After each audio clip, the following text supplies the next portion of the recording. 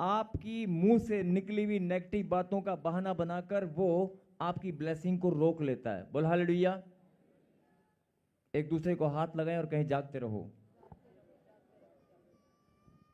और एक जोरदार ताली बजाकर धन्यवाद दें परमेश्वर।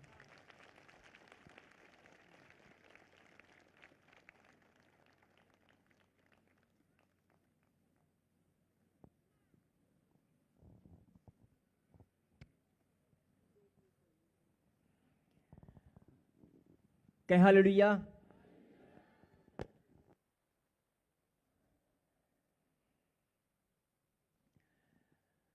क्या आप इस बात से सहमत हैं कि परमेश्वर ने अगर मुझे चुना है और लाखों की भीड़ में से मुझे अलग किया है और अपने समीप बुला लिया है, मेरे जीवन में परमेश्वर की कोई योजना है और वो उस योजना को पूरा करना चाहते हैं। इस बात से आप सहमत हैं? अगर नहीं सहमत हैं तो आज सहमत जरूर हो जाएंगे। आज आपको बहुत कुछ पता चलने वाला है। निकालें प्रभु के कलाम से गिनती की किताब 17वां अध्याय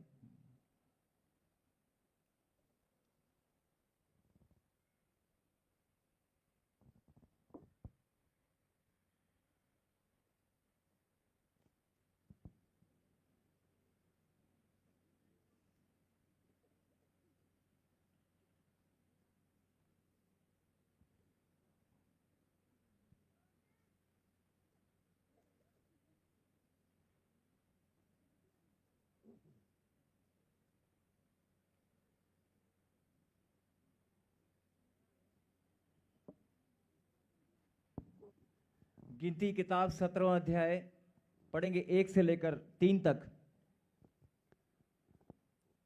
हारून की छड़ी में कलियां। तब यहोवा ने मूसा से कहा, इस्राएलियों से बातें करके उनके पूर्वजों के घरानों के अनुसार उनके सब प्रधानों के पास से एक एक छड़ी ले और उन 12 छड़ियों में से एक एक पर एक एक के मूल पुरुष का नाम लिख और लेवियों की छड़ी पर हारून का नाम लिख, क्योंकि इस्राएलियों के पूर्वजों के घरानों के एक एक मुख्य पुरुष की एक एक छड़ी होगी। कहीं हालेलुया। हालेलुया। बहुत सारे लोगों को समझ में आया होगा और हो सकता है कुछ को समझ में नहीं आया होगा। जरा ध्यान से सुने। जब इजरायली लोग मिस्र देश से निकलकर कनान देश की ओर जा रहे थे तो आपने देखा कि मूसा के द्वारा परमेश्वर ने मूसा को उनके ऊपर लीडर ठहराया और मूसा के द्वारा उनको बहुत सारे आश्चर्यक्रम दिखाए, लेकिन उनकी एक फितरत थी, वो कुड़कुड़ाते और बड़बड़ाते थे।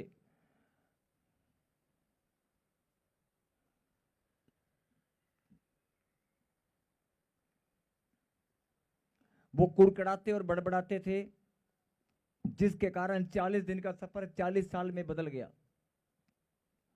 उनकी ब्लेसिंग, उनकी कुड़कुड़ाहट बड़बड़ाहट के कारण परमेश्वर ने उनके जीवन में एक योजना बनाई थी।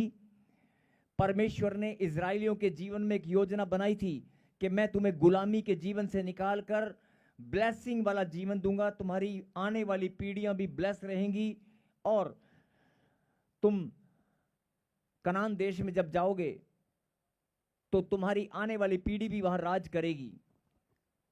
गुलामी के जीवन से निकालकर मैं तुम्हें राजा का जीवन दूंगा। तुम्हारी संतान पीढ़ी दर पीढ़ी आशीषें तुम्हारे ऊपर बनी रहेंगी। बोलो आमीन। एक ऐसी योजना बनाई, लेकिन रास्ते में इजरायलियों ने उन योजना को बिगाड़ दिया। 40 दिन का सफर 40 साल में बदल गया।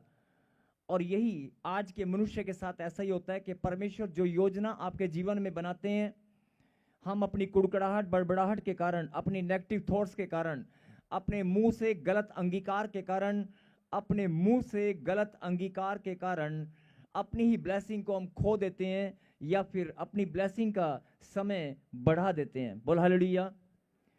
और शैतान इस बात को अच्छे से जानता है और वो आपकी ब्लेसिंग को रोक लेता है। बोलो आमीन। जो समझने की बात है, यहां पर ऐसे ही इजरायली लोगों ने जब उनके ऊपर हारून को याजक ठहराया गया, जब इजरायली लोगों के ऊपर हारून को याजक ठहराया गया, जैसे बहुत सारे लोग अपने ऊपर बच्चे, अगर कोई टीचर होता है तो टीचर को एक्सेप्ट नहीं करते हैं, और अगर कोई क्लास में कोई टीचर कहीं छुट्टी पर चला जाए, कोई नया टीचर आए तो बच्चे उस नए टीचर को अच्छे से समझते नहीं हैं, उसको एक्सेप्ट नहीं करते हैं। ऐसे ही कलीसिया में भी कि हमारे पास्टर, हमारे प्रॉफिट तो कोई और हैं, ये तो थोड़े दिन का मेहमान है, ये तो आया और चला जाएगा, है ना, उसको भी एक्सेप्ट नहीं करते हैं और एक्सेप्ट नहीं करते हैं। और ऐसे ही हारून को जब याजक बनाया गया तो बहुत सारे लोगों ने उसको एक्सेप्ट नहीं किया और उसके खिलाफ कुड़कड़ाते और बड़बड़ाते थे और बोलते थे ये हमारे पर बेकार में लीडर ठहरा दिया गया है, क्या हारून ही हमारे लिए, जब देखो इसी का कहना मानना पड़ेगा, जब देखो इसी की आज्ञा में बना रहना पड़ेगा, इसके पूछे बिना हम कुछ काम नहीं कर सकते। मतलब हारून को जब उनके ऊपर याजक ठहराया गया तो बहुत सारे लोगों ने उनको अपनाया नहीं, या अपनाने के बाद दिल से नहीं अपनाया, या अपनी कुड़कड़ाहट बड़बड़ाहट में बने रहे, जिसके कारण परमेश्वर को उनके ऊपर क्रोध आया। और परमेश्वर ने मूसा से क्या कहा? तब यहोवा ने मूसा से कहा, इजराइलियों से बातें करके उनके पूर्वजों के घरानों के अनुसार उनके सब प्रधानों के पास से एक एक छड़ी ले और उन 12 छड़ियों में से एक के ऊपर मूल पुरुष का नाम लिख।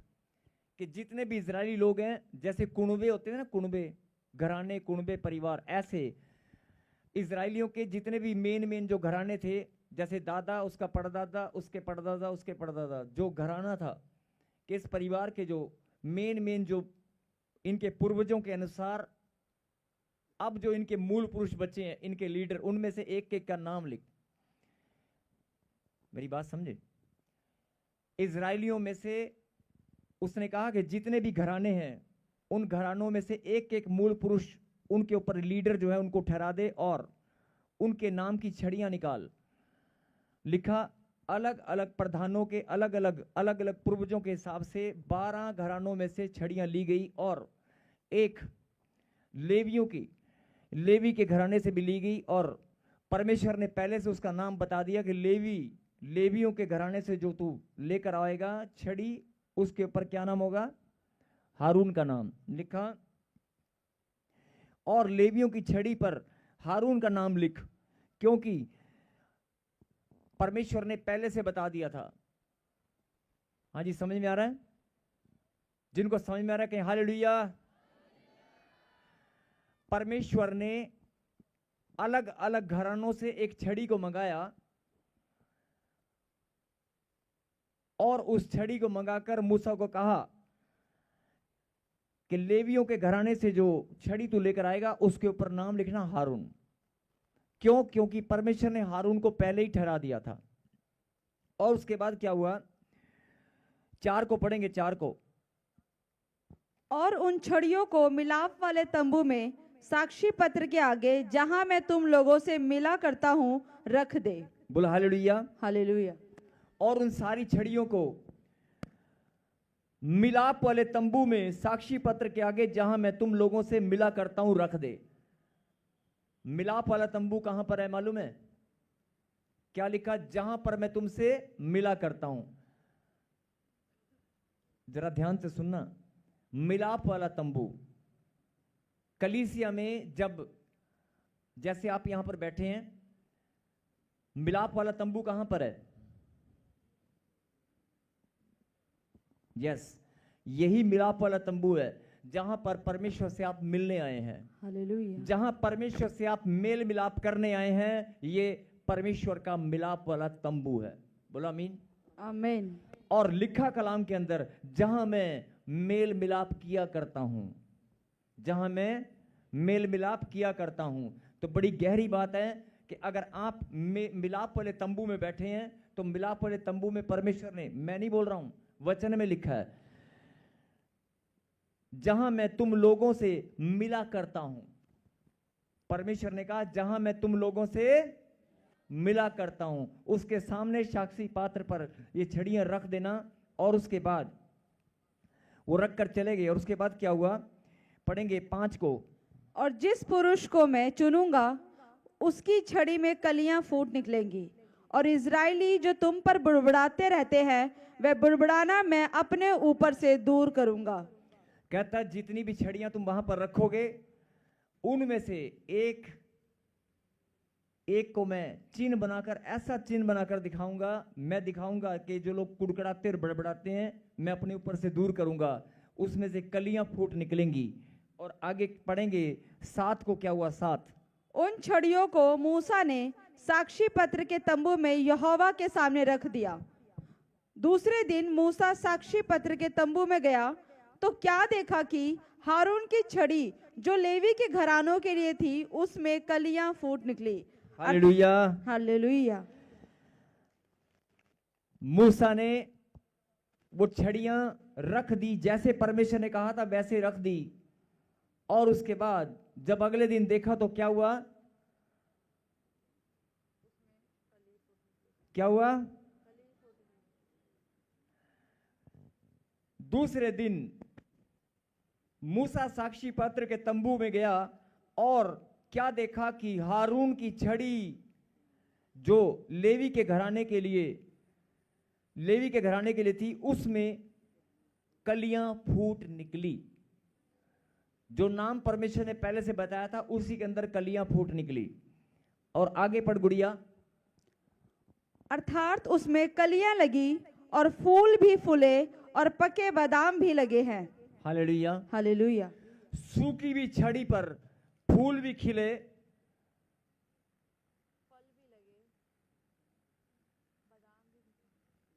फूल भी खिले, फल भी लगे और पके हुए बादाम भी लग गए। सूखी भी छड़ी पर, मतलब सूखा हुआ डंडा था एक, उस डंडे पर रातों रात, एक ही रात में ऐसा क्या चमत्कार हो गया कि बादाम लग गए, फूल भी लगे, फल भी लगे और बादाम भी पककर निकल आए। बात समझ में आ रही है?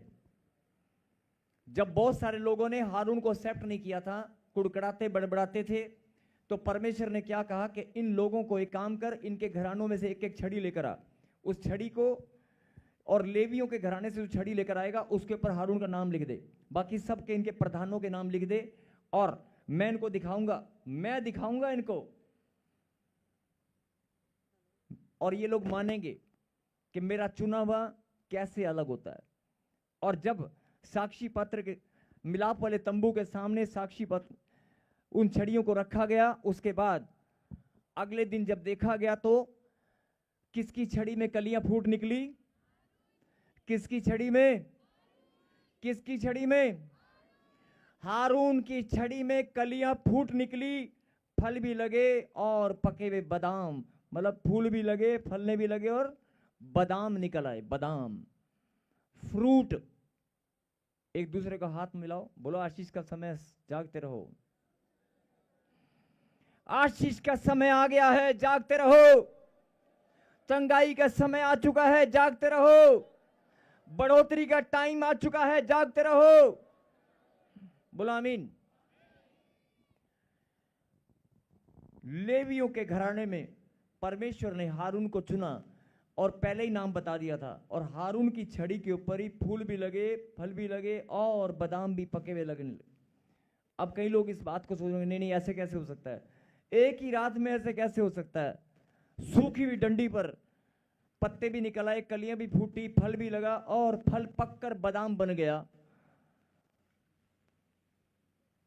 और सब हैरान हो गए और सब ने मान लिया कि वाकई ही परमेश्वर ने हारून को चुना है। बोलो आमीन। आज परमेश्वर यही बात आपको बताना चाहते हैं कि आप भी अपनी कुड़कुड़ाहट, बड़बड़ाहट पर ध्यान दें, अपनी नेगेटिव थॉट्स पर ध्यान दें। अभी आपने अपने मुंह से कहा था, मुझे बुलाने वाला परमेश्वर है, बोला था कि नहीं? मुझे यहां पर लाने वाला परमेश्वर है, बोला था कि नहीं? मैं अपनी मर्जी से नहीं आया हूं, मैं परमेश्वर की योजना का हिस्सा हूं, कहा था कि नहीं? अगर परमेश्वर ने चुना है, जैसे हारून को परमेश्वर ने चुना था, जैसे हारून को परमेश्वर ने चुना था, सूखी डंडी पर भी बादाम, पके हुए बादाम लगे कि नहीं लगे? अगर बांझपन का श्राप तेरा पीछा कर रहा है, अगर बेरोजगारी तेरे घर में घुस कर बैठी है, अगर कर्जे का श्राप पीढ़ी दर पीढ़ी तेरे घराने में है, तो मैं परमेश्वर यहोवा, मैं ही हूं जो तुझे आशीष दूंगा। मैंने ही तुझे योजना का हिस्सा बनाकर यहां बुलाया है। मैंने तुझे अपनी योजना का हिस्सा बुलाकर यहां बुलाया है। मैं अपनी महिमा तेरे जीवन से लेकर रहूंगा। अगर हारून की छड़ी, सूखी छड़ी में बादाम लग सकते हैं और सबके सामने मैंने दिखा दिया, उनको स्वीकार करना पड़ा कि ये परमेश्वर का चुना हुआ है, लोगों को भी स्वीकार करना पड़ेगा समाज के अंदर कि ये चुने हुए लोग हैं। परमेश्वर आपके मस्तक को ऊंचा करेगा। आज जो लोग, आपके परिवार के लोग आपका साथ नहीं देते, आपको ताने मारते हैं, जो लोग पड़ोसी, रिश्तेदार, आपके ही परिवार के लोग, आपके भाई बहन जो ताना मारते हैं, उनको परमेश्वर दिखाएगा ये मेरी योजना का हिस्सा है, इनको मैंने चुना है। भले ही 10 साल से सूखी डंडी हो, भले ही 4 साल से सूखी डंडी हो, 2 साल से सूखी डंडी हो, 15 साल से अगर सूखी डंडी बनकर भी आया है तो भी तुझ पर फल लगाकर दिखा दूंगा। हारून की छड़ी पर मैंने फल लगाकर दिखा दिया कि वो मेरा चुना हुआ है। पहले से नाम बता दिया था, हारून ये मेरा चुना हुआ है। और जो परमेश्वर जिसको चुन लेते हैं, जिसको चुन लेते हैं, उसे कोई गिरा नहीं सकता, उसे कोई हटा नहीं सकता। जो परमेश्वर का चुना हुआ है वो जहां खड़ा हो जाएगा, वहां आशीषों की लाइन लग जाएगी। आमीन। परमेश्वर के चुने हुए अलग होते हैं। मैं फिर बोल रहा हूं, लाखों की भीड़ में से तुझे चुना है। आपकी आत्मा अभी स्वीकार इस बात को करती है कि नहीं? आपके मुंह से आपने अंगीकार किया कि नहीं? अरे तुम परमेश्वर की योजना का हिस्सा हो कि नहीं? परमेश्वर ने तुम्हें चुना कि नहीं? अगर परमेश्वर ने चुना है तो बोलना बंद करो, मुझे आशीष कब मिलेगी, मेरा काम कब बनेगा, मेरा नंबर कब आएगा, बोलना बंद करो। बहुत बोल लिए, बहुत चिल्ला लिए, बहुत रो लिए। अगर आप परमेश्वर के द्वारा चुने गए हैं तो परमेश्वर ने तेरे जीवन में योजना को बनाकर रखा है। आमीन। अगर करना है तो प्रार्थना कर, अगर करना है तो प्रार्थना कर कि परमेश्वर मेरे जीवन में जो तेरी महान योजना है वो फलवंत होगी। उस योजना के अनुसार मेरे जीवन में फल लगेंगे। आमीन। उस योजना के अनुसार मेरे जीवन में फल लगेंगे। मैं भी पके बादाम की तरह फल मेरे जीवन में भी लगेंगे। आमीन। जो बांझपन का श्राप आपके अंदर घूम रहा है, जिसने आपके पेड़ को सुखा दिया है, जिसने शरीर को, आपके पेड़ को सुखा दिया है, अरे उस सूखे हुए पेड़ को अगर सूखी डंडी पर बादाम, सूखी छड़ी पर बादाम लग सकते हैं तो तेरे जीवन के पेड़ को भी परमेश्वर बांझपन के श्राप को हरियाली में बदल सकते हैं। सबको जय मसीह की। मैं जतिन बब्बर और आप देख रहे हैं मसीह परिवार चैनल। जैसे कि आप सब जानते हैं कि मैं इस चैनल पे प्रभु के अलग अलग दासों की वीडियोस डालता हूं, तो अगर आपको हमारा चैनल अच्छा लगता है तो आप इस चैनल को ज़्यादा से ज़्यादा सब्सक्राइब जरूर करें ताकि आप प्रभु के वचन को सुन सके। वीडियोस को ज़्यादा से ज़्यादा शेयर करें ताकि जिन लोगों तक वचन नहीं पहुंचा उन तक भी वचन पहुंच सके। सबको जय मसीह की। एक बार मैं आपसे दोबारा कहूँगा कि इस चैनल को सब्सक्राइब जरूर करें और वीडियोस को ज़्यादा से ज़्यादा शेयर करें। जय मसीह की।